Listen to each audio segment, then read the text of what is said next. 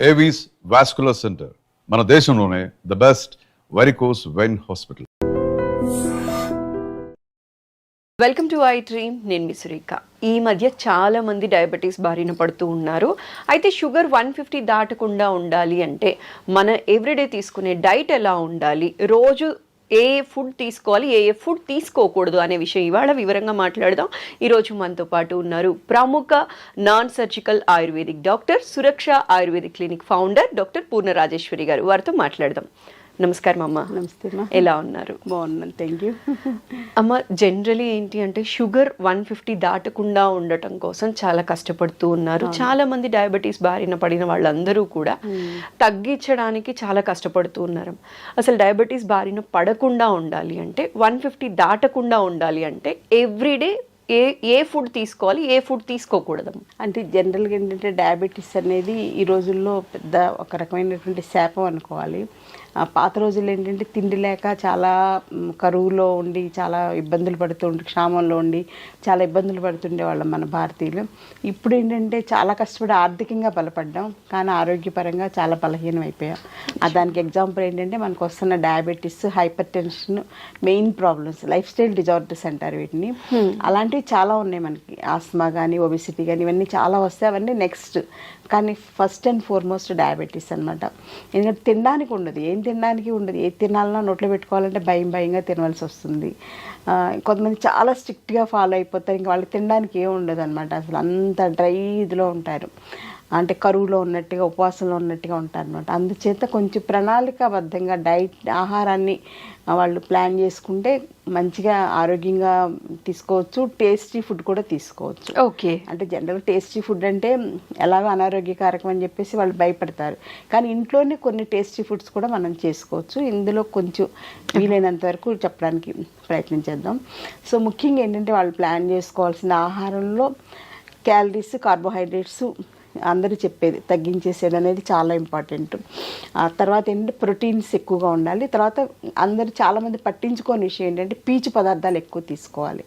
So fibre rich food, పీచు పదార్థాలు ఎక్కువగా ఆహారం తీసుకోవడం వలన డయాబెటీస్ని మనం మేనేజ్ చేసుకోవచ్చు. డయాబెటీస్ తగ్గడం అనేది ఏమి ఉండదు, మేనేజ్మెంటే. మనం మేనేజ్మెంట్ని కరెక్ట్గా మేనేజ్ చేసుకోగలిగితే చాలు అనమాట. అది చాలు. మెడిసిన్స్ ఎక్కువ వాడకుండా, మెడిసిన్స్ వీలైతే లేకుండా కనుక డయాబెటీస్ని మనం మేనేజ్ చేసుకుంటే మోస్ట్ సక్సెస్ఫుల్ పర్సన్ అని చెప్పేసి మనం అవార్డు ఇవ్వచ్చు అనమాట.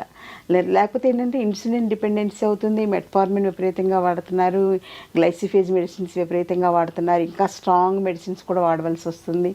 ఆ మెడిసిన్స్ వల్ల సైడ్ ఎఫెక్ట్స్ చాలా ఎక్కువ ఉంటాయి, భయంకరమైనటువంటి సైడ్ ఎఫెక్ట్స్ ఉన్నాయి. కాబట్టి అవి తక్కువగా వాడుకునేలాగా మన డైట్ ప్లాన్ అనేది ఇంపార్టెంట్. మీరు అడిగిన డైట్ ప్లాన్ చాలా అవసరమ్మా. At the same time exercise plan కూడా చాలా అవసరం. ఎక్సర్సైజ్ అనేది మోస్ట్ ఇంపార్టెంట్. థర్డ్ ఫ్యాక్ట్ ఏంటంటే స్లీపింగ్ హ్యాబిట్స్. సో ఆహారం, వ్యాయామం, నిద్ర, ఈ మూడు కనుక కరెక్ట్గా ప్లాన్ చేసుకుంటే, ఆయుర్వేదం ఏంటంటే ఒక శరీరం మనిషి ఆరోగ్యంగా ఉంటారంటే త్రిస్తంభాలు అంటారు. త్రిస్తంభాలు ఏంటంటే ఆహారం, వ్యాయామం, నిద్ర. ఈ మూడు కరెక్ట్గా మేనేజ్ చేసుకుంటే ఎటువంటి వ్యాధులు రాకుండా ప్రివెంటివ్ కేర్గా మనల్ని మనం హ్యాపీగా ఉంచుకోవచ్చు, హెల్దీగా ఉంచుకోవచ్చు. అట్ ది సేమ్ టైం వ్యాధులు వచ్చినా కూడా మన మేనేజ్మెంట్ అనేది ఈజీగా ఉంటుంది అనమాట. సో దానికి ఏంటంటే ముందు ఫస్ట్ పాయింట్ డైట్ గురించి చూద్దాం. డైట్లో ఎర్లీ మార్నింగ్ లేచిన వెంటనే మంచినీళ్ళు తాగడం అనేది ఫస్ట్ స్టెప్. వీలైతే గోరువెచ్చటి నీళ్ళు తాగడం. తర్వాత సెకండ్ పాయింట్, రాత్రి కొంచెం పడుకోబోయే ముందు కొంచెం మెంతులు, జీలకర్ర, ధనియాలు నానబెట్టేసుకుని ఉదయం ఫస్ట్ డోస్గా మంచినీళ్ళు తాగడం అయిపోయాక 7-8 మధ్యలో ఈ నీళ్లు తాగేయడం అనేది ఇంపార్టెంట్. తినగలిగితే నమిలేసేసి మింగేసేయచ్చు. మెంతులు కానీ, ధనియాలు కానీ, జీలకర్ర నమిలి తినడం అంటే కొంచెం కష్టంగా ఫీల్ అయ్యేవాళ్ళు జస్ట్ ఆ వాటర్ తాగినా కొంతవరకు బెనిఫిట్ ఉంటుంది. ఒకవేళ తాగలేకపోతే దాంతో కొంచెం డికాక్షన్ లాగా, టీ లాగా పెట్టేసేసుకుని అందులో కొంచెం అల్లం ముక్క కూడా వేసుకుని, కొంచెం దాల్చిన చెక్క కూడా యాంటీ డయాబెటీస్గా బాగా పనిచేస్తుంది. వేసుకుని తాగడం అనేది ఒక టీ లాగా అనమాట. అంటే మామూలు మనం తాగే టీ పౌడర్తో టీ కాకుండా ఇలా టీ లాగా తాగేయచ్చు గోరువెచ్చగా. తర్వాత 9 లోపల బ్రేక్ఫాస్ట్ ఏంటంటే ఇడ్లీ లాంటివి సాఫ్ట్ ఫుడ్స్ కామన్ అని కదా, ఇడ్లీ కానీ, ఉప్మా కానీ అలాంటివి. సో ఇడ్లీ మామూలు ఇడ్లీ. ఉప్మా మాత్రం బొంబాయి రవ్వ ఉప్మా కాకుండా మొక్కజొన్న రవ్వ ఉప్మా కానీ, లేకపోతే ఎల్లో కలర్లో ఉంటుంది ఒక రకమైన రవ్వ, బన్సీ రవ్వ అంటాం అది కానీ, లేకపోతే గోధుమ రవ్వ ఉప్మా కానీ, ఏదైనా ఎక్కువ క్వాంటిటీ కాకుండా ఒక 2 to 3 ఇడ్లీస్ సైజ్ అయితే అలా మామూలుగా 4 ఇడ్లీస్ తినేవాళ్ళు 3 ఇడ్లీసే తీసుకోవాలి. దాంతో పాటుగా ఏంటంటే వెజిటబుల్ సలాడ్ కానీ వెజిటబుల్ సూప్ కానీ తీసుకోవాలి.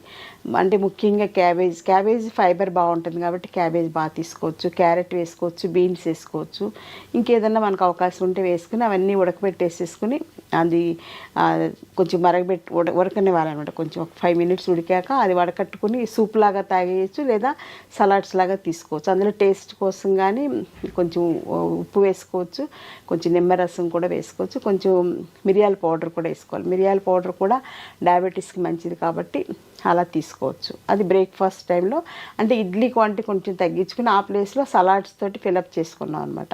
అది ఒకటి. నెక్స్ట్ 11 o'clock ఆ టైంలో ఆఫీస్కి వెళ్ళినా పక్కన ఒక బాటిల్లో మజ్జిగ చేసుకుని పట్టుకెళ్ళాలి. ఆ మజ్జిగ కూడా ఏంటంటే రాత్రిపూట ఒక 1/2 liter పాలు తోడుపెట్టేటప్పుడు అందులో ఒక 2 స్పూన్లు మెంతులు వేసేసి తోడుపెట్టేసేయాలి. సో మెంతుల్లో ఉండేటువంటి యాంటీ డయాబెటిక్ యాక్షన్ అంతా కూడా ఆ పెరుగులోకి వచ్చేస్తుంది. సో మళ్ళీ పెరుగు వాడకూడదు, పెరుగు వల్ల కూడా డయాబెటీస్ పెరుగుతుంది. మజ్జిగే వాడుకోవాలి. సో మజ్జిగ చేసేసుకుని ఒక బాటిల్ నిండా పోసుకుని ఎక్కడికి వెళ్తే అక్కడికి మనం తీసుకెళ్ళిపోవచ్చు. మధ్యాహ్నం 11 o'clockకి ఒక 250 ml మజ్జిగ తాగేసేయాలి. 1 o'clockకి లంచ్ ఏంటంటే మనం మామూలుగా వైట్ రైస్ అనేది మోస్ట్ కామన్ కదా. White rice, white sugar, white salt, white packet milk, maida, ఈ 5 కూడా white poisons. Okay, 5 white poisons వల్ల డయాబెటీస్ మల్టిప్లై అవుతుంది అనమాట. సో ఈ 5 కూడా తీసుకెళ్ళి కాశీలో వదిలేయాల్సిందే డయాబెటీస్ పేషెంట్స్. సో ఈ 5 వైట్ పాయిజన్స్ వదిలేస్తే సగం శని వదిలిపోయినట్టు అనమాట. లేకపోతే ఆ వైట్ రైస్ వల్లనే డయాబెటీస్ బాగా పెరిగిపోతుంది. సో వైట్ రైస్ ప్లేస్లో మనం ఏంటంటే బ్రౌన్ రైస్ తీసుకోవచ్చు, లేకపోతే నవరార ధాన్యం అని తీసుకోవచ్చు, లేకపోతే రాజముడి ధాన్యం అని చెప్పేసి ఇప్పుడు చాలా వస్తున్నాయి. ప్రకృతి వైద్యం ద్వారా వచ్చేవన్నీ కూడా ఆర్గానిక్లో రైస్వే చాలా వస్తున్నాయి. ఒకవేళ అవన్నీ దొరకకపోయినా జొన్నలు వాడుకోవచ్చు, జొన్న రవ్వ ఉప్మాలాగా చేసుకొని తీసుకోవచ్చు, లేకపోతే గోధుమ రవ్వ ఉప్మా తీసుకోవచ్చు. అలా వీటికి ఆల్టర్నేటివ్స్ తీసుకుంటూ వీక్లీ ట్వైసే బ్రౌన్ రైస్ తినాలి. ఏదైనా ఏ రైస్ అయినా వీక్లీ ట్వైసే. మిగిలిన రోజులన్నీ కూడా గోధుమ రవ్వ కానీ లేకపోతే జొన్న రవ్వ కానీ ఇలాంటి వాటితోటి అన్నంలా వండుకోవడం ఏదో ఒకటి అలా ప్రిపేర్ చేసుకుని తీసుకోవాలి. కానీ కర్రీస్ మాత్రం బాగా తీసుకోవాలి. ముఖ్యంగా పప్పు కంపల్సరీగా ఎవ్రీ డే లంచ్లో ఉండాలి. పప్పు ఆకుకూర కానీ, పప్పు మునగాకు కానీ, ఏది వీలైతే అది. టేస్ట్ కోసం పప్పు, మామిడికాయ కానీ ఎలా వీలైతే అలాగా కందిపప్పు కంపల్సరీ తీసుకోవాలి. వారానికి ఒకసారి శనగపప్పు కూడా తీసుకోవచ్చు. ఓకే, అలా శనగపప్పును మనకి క్యాబేజ్ కర్రీస్ ఎలా చేసుకుంటాం కదా అలాంటివన్నీ తీసుకోవచ్చు.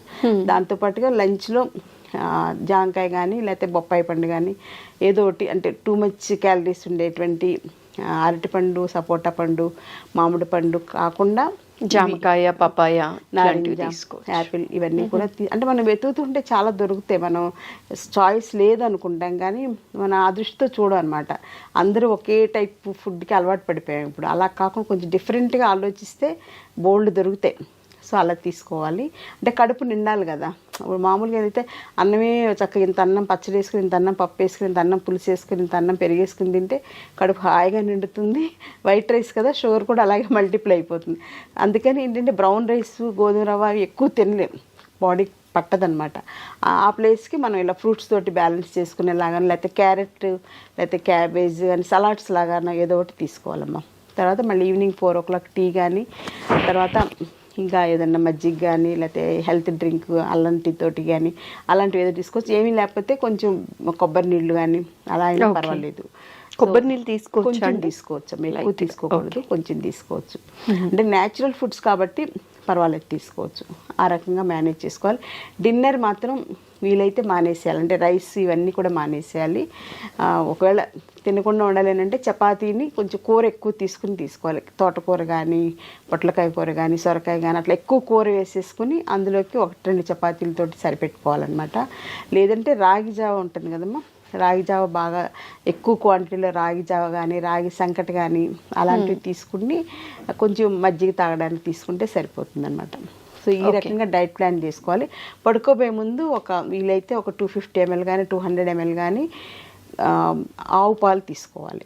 దీనివల్ల ఏంటంటే బాడీలో కాల్షియం డెఫిషియన్సీ రాకుండా ఇలా కేర్ ఉంటుంది. సో మెయిన్గా మానేయాల్సింది ఏంటంటే బిస్కెట్స్ తినడం మానేయాలి.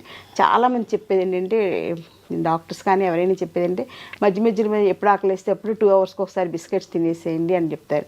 బిస్కెట్స్లో మైదా ఉంటుంది, అందులో ఫ్రక్టోజ్తో చేసినటువంటి షుగర్ బేస్డ్ ఇవన్నీ ఉంటాయి. అలాగే ఆర్టిఫిషియల్ షుగర్ అని చెప్పేసి బయట పంచదార కాకుండా వాడుతుంటారు, అది ఇంకా డేంజర్ అనమాట. అది అస్సలు మంచిది కాదు, క్యాన్సర్ని కలిగిస్తుంది అనమాట అది. సో అలాంటి ఆర్టిఫిషియల్ షుగర్ కూడా వాడకూడదు. వీలైతే మానేసి నోరు అలాగా అలవాటు చేసుకుంటే ఆ చప్పిడిగా అలవాటు అయిపోతుంది. అలా ప్లాన్ చేసుకుంటే సరిపోతుంది. ఈ డైట్ ఇలా ప్లాన్ చేసుకుంటే షుగర్ మీరు అడిగినట్టు 150 దాటకుండా మనం కేర్ తీసుకోవచ్చు. అలాగే ఎక్సర్సైజ్ కూడా చాలా ఇంపార్టెంట్. Next step exercise. అలా ఎక్సర్సైజ్ మంచిది కదా అని ఎక్కువ ఎక్సర్సైజ్ చేయడం కూడా మంచిది కాదు. ఎక్కువ జిమ్కి వెళ్ళిపోవడం, ఎక్కువ వాకింగ్ చేసేసేయడం, ఎక్కువ యోగా చేసేసి అతి సర్వత్రా వర్జయత్. సో కొంచెం ఒక 20 to 30 minutes వాకింగ్. చిన్నవాళ్ళు అయితే బ్రిస్క్ వాకింగ్ చేయొచ్చు, కొంచెం పెద్దవాళ్ళు అయితే ఒక మాదిరిగా ఎండ తగిలేలాగా. ఎండ తగలడం అనేది చాలా ఇంపార్టెంట్ శరీరానికి, అదొకటి చాలా ఇంపార్టెంట్. తర్వాత ఏంటంటే యోగా కూడా ఇంపార్టెంట్. యోగాలో స్పెషల్ ఆసనాస్ ఉన్నాయి, పశ్చిమోత్తాసనం, ఇలాంటి ధనురాసనం, ఇలాంటివన్నీ కూడా ప్యాంక్రియాస్ మీద, తర్వాత మూత్రపిండాలు ఉంటాం కదా, కిడ్నీస్ మీద పనిచేసేలాగా ఉంటాయి. అవి స్పెషల్గా ఆయుర్వేదిక్ యోగా డాక్టర్ గైడెన్స్లో నేర్చుకుంటే కనుక యోగా కూడా రెగ్యులర్ యోగా అనేది చాలా ఇంపార్టెంట్. అలాగే ప్రాణాయామ సెషన్స్ ఉంటాయి, breathing exercises. So breathing exercise వల్ల ఏంటంటే అందరూ అనుకున్నట్టు ఊపిరితిత్తులకి ఆక్సిజన్ అందడమే కాదు, ప్రాణశక్తి కూడా అందుతుంది అనమాట. అందుకే దాన్ని ప్రణవ ప్రాణాయామ అంటారు అనమాట. సో అలాంటి చెప్పే యోగా డాక్టర్స్ చాలామంది ఉన్నారు. అలాంటి యోగా క్లాసెస్ కూడా ప్లాన్ చేసుకుని 1 month గురువు పర్యవేక్షణ నేర్చుకుని తర్వాత వాళ్ళకి వాళ్ళు చేసేసుకోవచ్చు. సో థెరప్టిక్ యోగా చెప్పేవాళ్ళు కూడా డాక్టర్స్ చాలామంది ఉన్నారు. అందులో డయాబెటీస్ కోసం స్పెషల్గా ప్లాన్ చేసుకోవాలి. సో వాకింగ్ చేసుకోవాలి, ఎండ తగిలేలాగా యోగా చేసుకోవాలి, ప్రాణాయామం చేసుకోవాలి. ఎక్సర్సైజ్ అనేది 1 hour మినిమం. అలాగే ఆఫీసులకు వెళ్ళిన వాళ్ళు కూడా మధ్య మధ్యలో ఎప్పుడు గ్యాప్ దొరికితే అప్పుడు సుఖ ప్రాణాయామ కానీ ఏదో ఒకటి ప్రాణాయామ ప్రాక్టీస్ చేసుకుంటే చాలా మంచిది అనమాట. వైటల్ పవర్ పెరుగుతుంది మనలో ప్రాణాయామం వలన. సో దీంతో పాటుగా సౌండ్ స్లీప్. నైట్ 9:30 to 10 లోపల పడుకోవాలి. మార్నింగ్ ఫ్రెష్గా 4, 6, 7 లోపల లేవాలన్నమాట. ఇంకా 7 దాటి నిద్ర లేస్తే అసలు వాళ్ళకి ఆ రోజంతా కన్ఫ్యూజను, మెటబాలిజం అంతా కూడా ఇర్రెగ్యులర్ అయిపోతుంది. సో డయాబెటీస్ అనేది మెటబాలిక్ డిజార్డర్ కాబట్టి మన శరీరంలో ఉండేటువంటి మెటబాలిజంని మనం కోఆర్డినేట్ చేసుకుంటూ అనుసంధానంగా ఆహారం, వ్యాయామం, నిద్ర ప్రణాళికబద్ధంగా చేసుకుంటే డయాబెటీని అధిగమించవచ్చు. అలాగే డయాబెటీస్ తోటి మేనేజ్ చేసుకోవచ్చు. డయాబెటీస్ వల్ల సో మెనీ కాంప్లికేషన్స్ వస్తాయి అన్నమాట. అంటే ముఖ్యంగా రెటినోపతి, నెఫ్రోపతి, న్యూరోపతి, ఇలాంటి కార్డియోపతి, ఇలాంటివన్నీ రాకుండా మనల్ని మనం కాపాడుకోవాలంటే మీరు అడిగినట్లుగా షుగర్ లెవెల్స్ ఫాస్టింగ్లో 150 80% దాటకుండా కేర్ తీసుకోవాలి. అలాగే కొంచెం టేస్టీ ఫుడ్స్ కూడా ఇంట్లో చేసుకోవచ్చు. మనం సపోజ్ బయట చెత్త బిర్యానీ తింటూ ఉంటారు, అలా కాకుండా మనం ఇంట్లో వెజిటబుల్ బిర్యానీ, ఎక్కువ క్యాబేజ్ ఇవన్నీ ఎక్కువ వేసి, క్యాబేజ్ కానీ క్యారెట్ కానీ ఇలాంటివన్నీ వేసుకొని, బీన్స్ ఇవన్నీ ఎక్కువ వేసుకోవాలి. కొంచెమే రైస్ వేసుకోవాలన్నమాట. ఆ రైస్ వెజిటబుల్స్ ఎక్కువ ఉంటాయి అప్పుడు అలాంటి బిర్యానీ మనం టేస్టీగా చేసుకుంటే చాలా బాగుంటుంది అనమాట. బయట దొరికే వాటికన్నా కూడా. బయట ఏంటంటే వాళ్ళు కలర్స్ వేస్తుంటారు, కెమికల్స్ వేస్తుంటారు రుచి కోసం ఎక్స్ట్రా. అవన్నీ కూడా శరీరానికి చాలా డ్యామేజ్ చేస్తాయి. ఎంత అంటే రకరకాల వ్యాధులు వస్తాయి, డయాబెటీస్, ఒబెసిటీ ఇవన్నీ ఎలాగో వచ్చేస్తాయి. వాటిని అధిగమించి క్యాన్సర్ లాంటివి కూడా ఈ ఫుడ్స్ వలన వస్తున్నాయి. కాబట్టి అందులో ఫుడ్స్లో వేసే కలర్స్ మోస్ట్ డేంజరస్ అనమాట. బయట ఫుడ్స్ 100% మానేస్తే డయాబెటీస్ మనం సగం తగ్గించే, సగం సక్సెస్ అయినట్టే. ఇంకా మిగిలిన సగం ఇంట్లో మంచిగా మనం డైట్ ప్లాన్ చేసుకుంటే హ్యాపీగా డయాబెటీస్తో కలిసి సహజీవనం చేస్తూ అది మనల్ని బాధ పెట్టకుండా మనం ఆరోగ్యంగా ఉండేలాగా జాగ్రత్త పడవచ్చు. థ్యాంక్ యూ సో మచ్ అమ్మ, చాలా సవివరంగా తెలియచేశారు. నమస్కారం. నమస్తే.